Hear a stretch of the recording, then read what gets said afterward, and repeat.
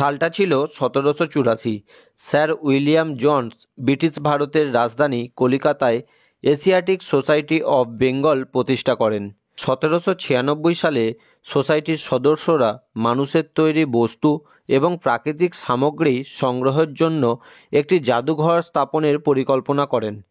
1808 সালে জাদুঘর স্থাপনের কাজ শুরু হয় এবং 1814 সালে 1 জুন এই স্থাপনের কাজ সম্পন্ন হয়।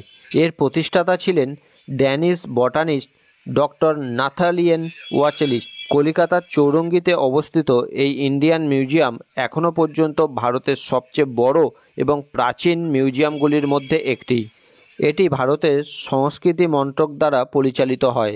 এখানে 6টি বিভাগ রয়েছে, যথাক্রমে শিল্পকলা, পুরাতত্ত্ব, নৃতত্ত্ব, ভূতত্ত্ব, প্রাণীতত্ত্ব এবং অর্থনৈতিক উদ্ভিজ।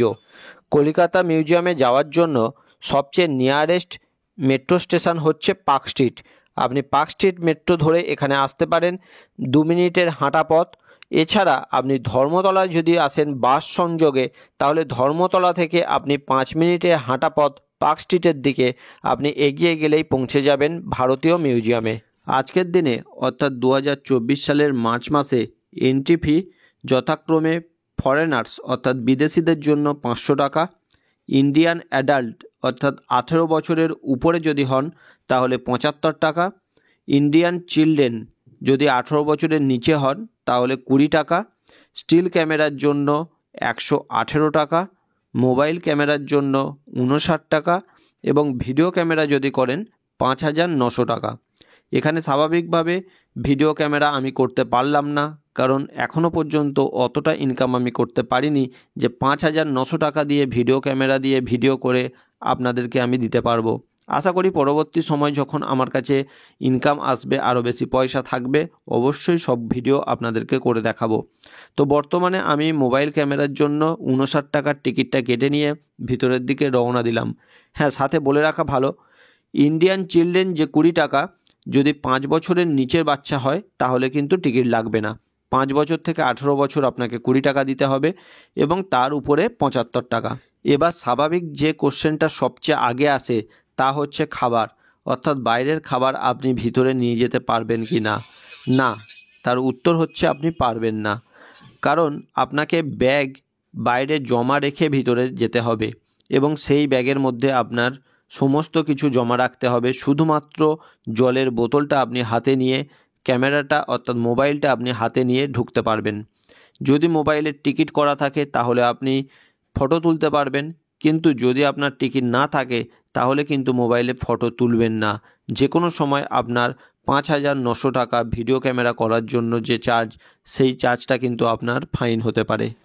সোমবার দিন ভুলেও আপনি মিউজিয়াম যাওয়ার কথা ভাববেন না, কারণ সপ্তাহে এই একটি দিন মন্ডে এই মিউজিয়াম বন্ধ থাকে। টিকিট টাইমিংটা একবার দেখে নিন, তা হচ্ছে সকাল 10টা থেকে বিকেল 5টা পর্যন্ত টিকিট কাউন্টার খোলা থাকে এবং সকাল 10টার সময় আপনি ভিতরে এন্ট্রি নিতে পারবেন এবং সন্ধ্যে 6টার মধ্যে আপনাকে বেরিয়ে আসতে হবে। ভিতরে গিয়ে আপনি বাঁদিক থেকে প্রথমে দেখতে পাবেন টেরাকোটা অ্যান্ড মাইনর আর্ট, মানে পোড়ামাটি এবং আনুষঙ্গিক শিল্প, যেখানে গুপ্ত যুগ, কুষাণ যুগ, শুঙ্গ যুগ, মৌর্য যুগের মতো যুগে ব্যবহৃত বিভিন্ন মাটির পাত্র, অলংকার সংগ্রহ করা রয়েছে, যেগুলির মধ্যে চোলাই যন্ত্র, জল পরিবহনের যন্ত্র উল্লেখযোগ্য। এছাড়াও যে পাত্রগুলি দেখতে পাবেন তা প্রায় 2 থেকে 3 হাজার বছরের পুরনো ভাবা যায়। এখানে থেকে বেরিয়ে আপনি দেখতে পাবেন রক অ্যান্ড মিনারেল গ্যালারি, মানে পাথর এবং খনিজ। তার সামনে একটি গাছের জীবাশ্ম দেখতে পাবেন যার বয়স 250 মিলিয়ন বছর। 1 মিলিয়ন মানে 10 লক্ষ বছর। তাহলে আপনি হিসাব করে নিন, এটি হয়তো আপনার সারা জীবনে সমস্ত কিছু দেখার মধ্যে সবচেয়ে পুরনো দেখা হয়ে থাকবে।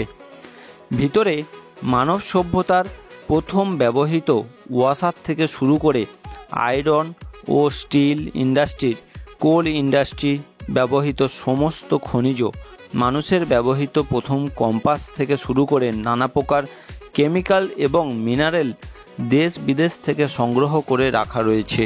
পরের গ্যালারি রয়েছে হিউম্যান ইভলিউশন, ঢুকেই সামনে দেখতে পাবেন ডিএনএর একটি মডেল, পাশে সিন্ধু সরস্বতী সভ্যতার মানুষের মাথার খুলি, যা খ্রিস্টপূর্বাব্দ 2600 অব্দের সভ্যতা।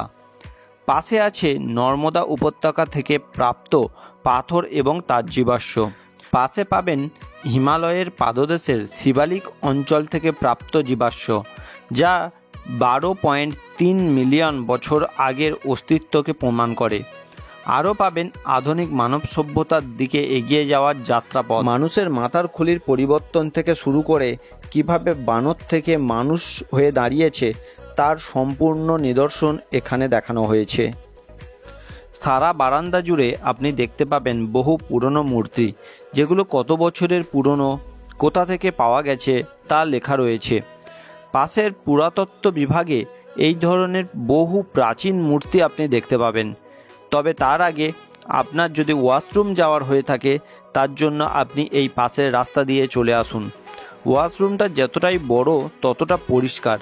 আপনি এখানে সম্পূর্ণ বিনামূল্যে আপনি ওয়াশরুম ব্যবহার করুন। স্ক্রিনে দেখানো এই লিস্টটাকে এখন স্ক্রিনশট নিয়ে সেভ করে রাখুন, কারণ আপনার এতক্ষণে প্রচুর খিদে লেগেছে।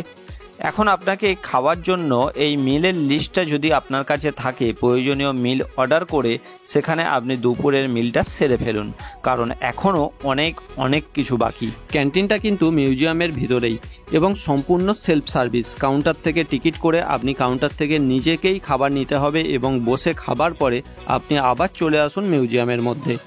প্রথমেই আপনি দেখতে পাবেন সামনে কয়েন অর্থাৎ মুদ্রার গ্যালারি, যেখানে আপনি ঐতিহাসিক সমস্ত স্বর্ণ মুদ্রা, রৌপ্য মুদ্রা থেকে শুরু করে গুপ্ত যুগে ব্যবহৃত স্বর্ণ মুদ্রার এখানে সমস্ত রকম ভ্যারাইটি দেখতে পাবেন। আপনার যদি এটা কালেকশানের কোনো রকম শখ থেকে থাকে, তাহলে এখানেই আপনার সারা দিন কেটে যাবে। পরবর্তী গ্যালারিতে যেতে গেলে আপনাকে উপরে যেতে হবে, অর্থাৎ ফার্স্ট ফ্লোরে যেতে গেলে এই ধরনের একটা বিশাল সিঁড়ি দিয়ে আপনাকে উপরে উঠতে হবে, যার মাঝখানে আপনি দেখতে পাবেন একটা সুবিশাল অশোক স্তম্ভ। এই অশোক স্তম্ভের পাশ দিয়ে যখন আপনি এগিয়ে গিয়ে উপরে পৌঁছাবেন, ফার্স্ট যে রুমটা আপনি দেখতে পাবেন সেটা হচ্ছে আপনার পেন্টিং সেকশান। আপনার যদি আঁকা সম্পর্কে কোনো রকম ধারণা থাকে বা আঁকতে যদি আপনি ভালোবেসে থাকেন, তাহলে এখানে কিন্তু আপনার সারা দিন কেটে যাবে। বহু পুরনো এবং বহু বিখ্যাত ছবি এখানে আপনি দেখতে পাবেন। এখান থেকে বেরিয়ে পরবর্তী গ্যালারি আপনি পাবেন ফসিলস গ্যালারি। এই ফসিলস গ্যালারি কিন্তু বাচ্চাদের জন্য খুবই জনপ্রিয়। এখানেই দেখতে পেলাম যে স্কুল বাচ্চারা এখানে ভিজিটে এসছে এবং তারা সারিবদ্ধভাবে একের পর এক জিনিসগুলো দেখে চলেছে। তাদের সাথে তাদের গাইড স্যার রয়েছেন, তিনি প্রত্যেকটা বর্ণনা দিচ্ছেন এবং আমাদেরও দেখতে ভালো লাগছে, কারণ এখানে যে ফসিলসগুলো আছে তা কিন্তু শুধুমাত্র যে জীবজন্তু তা নয়। আপনি এখানে সামুদ্রিক ফসিলস থেকে শুরু করে আপনি ডেজার্টের ফসিলস পর্যন্ত আপনি এখানে দেখতে পাবেন। ফলে এখানে বিভিন্ন ছোট বড় সাইজের ফসিলস আপনি দেখে অবশ্যই আনন্দিত হবেন। পরবর্তী গ্যালারি জিওলজিক্যাল গ্যালারি ইকোসিস্টেম। এই ইকোসিস্টেমের মধ্যে আপনি রেন ফরেস্ট থেকে শুরু করে আপনি ম্যানগ্রোভ ফরেস্ট থেকে শুরু করে আপনি সমস্ত ধরনের ইকোসিস্টেম এখানে দেখতে পাবেন এবং এখানে মেরিন ইকোসিস্টেম পর্যন্ত সুন্দরভাবে দেখানো হয়েছে। সেখানে আপনি দক্ষ হাতের কাজ দেখতে পাবেন, যার মধ্যে আপনার জীবন্তভাবে ফুটিয়ে তুলেছে। আপনার যদি বাচ্চারা থাকে, তারা কিন্তু এটা দেখে বুঝতেই পারবে না যে অরিজিনাল কি না বা এটাকে মানুষের হাতে বানানো কি না। এত সুন্দরভাবে বানিয়ে সেগুলোকে দেখানো হয়েছে ব্যাকগ্রাউন্ডের সাথে, এবং তার সাথে লাইট কম্বিনেশান এত ভালো দেওয়া হয়েছে যে আপনার মনে হবে হয়তো আপনি সেই জায়গায় পৌঁছে গেছেন, কোনো মরুভূমিতে পৌঁছে গেছেন বা ম্যানগ্রোভ অরণ্যতে পৌঁছে গেছেন, সুন্দরবন এলাকা। সেখানকার পশু পাখিদের জীবনযাত্রা সম্পূর্ণভাবে ফুটিয়ে তুলেছে এবং দেখার মতো জিনিস। পরবর্তী এই গ্যালারিতে আপনার কিন্তু অনেক শেখার জিনিস রয়েছে। বাচ্চাদের মধ্যে যদি নতুন কিছু শিখতে হয়, তাহলে এই গ্যালারি খুবই উপযোগী। এখানে বিভিন্ন ধরনের কাঠ থেকে শুরু করে উদ্ভিজ এবং কৃষিজ সমস্ত কিছু দেখতে পাবেন। এখানে হাজার রকমের সবজির বীজ সংগ্রহ করে রাখা হয়েছে। এই গ্যালারিতে সবচেয়ে ভালো যে জিনিসটা আমি খেয়াল করলাম তা হচ্ছে এখানে চাষবাসের পদ্ধতি, যেমন আমাদের ধান চাষ, গম চাষ, নীলের চাষ, তুলার চাষ। এই যে চাষের রোপণ পদ্ধতি, সেখানে মাটিতে লাঙল দেওয়া থেকে শুরু করে সেখানে বীজ বপন, তারপর সেগুলোকে বিভিন্ন প্রসেস স্টেপ বাই স্টেপ এবং আলটিমেট সেই ফসল বাজার পর্যন্ত পৌঁছে দেওয়া পর্যন্ত যে প্রসেসগুলো হয়, সেগুলো স্টেপ বাই স্টেপ কিন্তু মডেলের আকারে দেখানো হয়েছে। এবং তার পাশে বিভিন্ন সেই সবজি বা সেই ফসলের দানা সেগুলো সংগ্রহ করে রাখা হয়েছে। ফলে আপনি আপনার যে সন্তান বা ছাত্রছাত্রী যেই থাকুক না কেন বা আপনার নিজেরও এই পদ্ধতিগুলো বুঝতে কিন্তু কোনো রকম অসুবিধা হবে না। এখান থেকে একটা প্র্যাকটিক্যাল ধারণা, এখন তো গ্রাম্য অঞ্চল নেই বললেই চলে, আমরা বিশেষ করে সবাই এখন শহরে বাস করতে চলেছি। তো এই গ্রাম্য অঞ্চলে যে কিভাবে চাষ হতো এক সময় বা এখনও কিভাবে চাষের পদ্ধতিটা কি, তা কিন্তু এখানে পরিষ্কারভাবে দেখানো হয়েছে। ফলে এখান থেকে আপনার ছাত্রছাত্রী হোক বা আপনার সন্তান হোক, সেখান থেকে কিন্তু একটা পূর্ণ জ্ঞান লাভ করতে পারবে।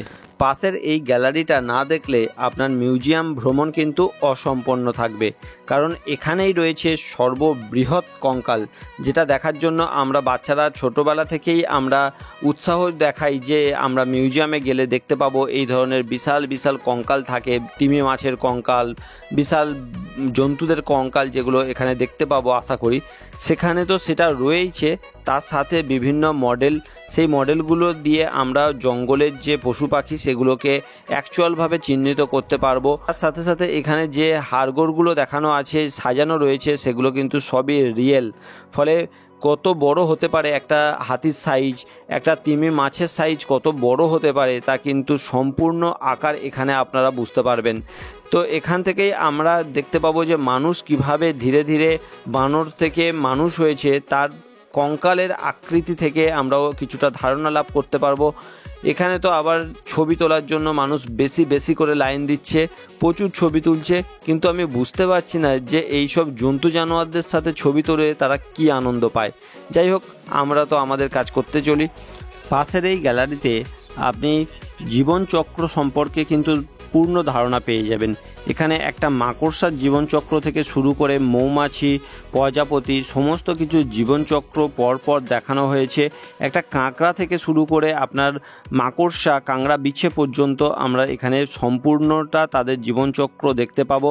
এবং তার সাথে সাথে জলের নিচে যে জীবজন্তুদের জীবনযাত্রা কেমন থাকে, জলের নিচটা কেমন দেখতে লাগে, সমস্ত কিছু এখানে পরিষ্কারভাবে দেখানো হয়েছে। পাশের গ্যালারিটা হচ্ছে মাছ, সরীসৃপ এবং পাখি।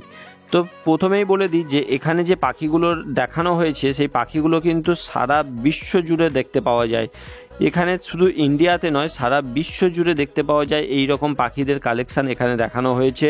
এবং সেটা কোথায় পাওয়া যায়, ম্যাপ আকারে সেখানে কিন্তু দেখানো হয়েছে যে কোন জায়গায় এই পাখিগুলো পাওয়া যায়, কোন সময় পাওয়া যায়, সেগুলো সব বর্ণনা করা হয়েছে। সত্যি কথা বলতে মিউজিয়াম কিন্তু একদিনে দেখে শেষ করার মতো জায়গা নয়। হ্যাঁ, আপনি যদি চান 2 ঘন্টার মধ্যে পুরোটাই দেখে নিতে পারেন, কিন্তু সেই দেখাটা দেখা হবে না। এখানে যে ডিটেলসগুলো দেওয়া হয়েছে, এখানে যদি আপনি সেগুলো কিছু জানতে চান, শিখতে চান, বুঝতে চান সেগুলো, তাহলে কিন্তু আপনার একদিনে কোনো দিনই সম্ভব নয়। একটা গ্যালারিতেই আপনার একদিন কেটে যাবে। যেমন এখানে দেখুন মাছের যে বিভিন্ন রকম মাছ, যেটা নোনা জলে কীরকম মাছ হয়, মিষ্টি জলে কীরকম মাছ হয়, তো সেই মাছগুলোর আকার আকৃতি সেগুলো মডেল করে দেখানো রয়েছে। কিছু মাছ রয়েছে সেগুলোকে সংগ্রহ করে রাখা হয়েছে। তো সমস্ত কিছু যদি আপনাকে বুঝতে হয়, দেখতে হয় এবং সেগুলোর সম্পর্কে যদি আপনাকে শিখতে হয়, তাহলে কিন্তু আপনার একদিনে কোনো দিনই মিউজিয়াম সম্ভব নয়। এর পরের গ্যালারিতে রয়েছে বস্ত্রশিল্প বা টেক্সটাইল। এই টেক্সটাইলের জায়গাতে এসে আপনি অবাক হয়ে যাবেন যে কত বহু পুরনো যুগে মানুষ কিভাবে এই বস্ত্রশিল্পের উপরে তাদের নিজেদের হাতের কারিগরিটা দেখিয়েছে। মানুষের আর্ট কিন্তু আজকে থেকে নয়, বহু যুগ থেকে মানুষ আর্টিস্ট, তার প্রমাণ এখানে আপনারা পেয়ে যাবেন। শুধু মাটির তৈরি জিনিসে নয়, পাথরের তৈরি জিনিসে নয়, বস্ত্রশিল্পের উপরেও কিন্তু তারা তাদের যে কলা, সেটি কিন্তু দেখাতে ব্যর্থ হয়নি বা পিছিয়ে যায়নি। এখানে বিভিন্ন রকম মাটির পাত্র আপনি দেখতে পাবেন, যেগুলো বহু ইতিহাসে ব্যবহৃত, বহু যুগ যুগে ব্যবহৃত, বহু রাজার সময় ব্যবহৃত, যুদ্ধের সময় ব্যবহৃত, তাদের সংগ্রহ সব কিন্তু এই গ্যালারিতে রাখা রয়েছে। এবং সেগুলো এত সুন্দর, ভাবা যায় না, মনে হয় যেন এই রকম একটা জিনিস, এই রকম একটা ইউনিক জিনিস কিভাবে সেই সময় মানুষ মাথায় এনেছিল, কিভাবে তারা করতে পেরেছিল। প্রাচীন মিশরের, ইজিপ্টের যে গ্যালারিটা রয়েছে, সেখানে কিন্তু ফটো তোলা সম্পূর্ণভাবে নিষিদ্ধ, তাই আমি সেখানকার ভিতরের ফটো আপনাদেরকে দেখাতে পারছি না। আপনারা গেলে প্র্যাকটিক্যালি দেখে আসবেন মমি কাকে বলে। Mummy actual mummy, original mummy ওখানে রাখা আছে। এটা কিন্তু একটা বড় দেখা। অবশ্যই যাবেন, ঘুরে আসবেন। কেমন লাগলো অবশ্যই ভিডিওর কমেন্টে জানাবেন এবং চ্যানেলকে সাবস্ক্রাইব করে রাখবেন।